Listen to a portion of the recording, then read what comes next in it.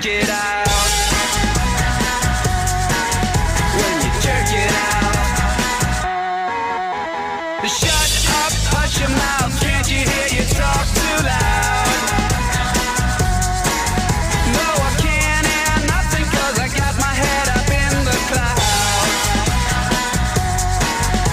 I bite off anything that I can't chew.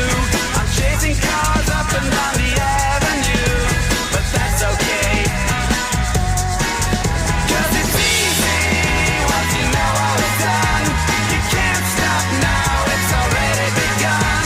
You feel it running through your bones, and you jerk it out.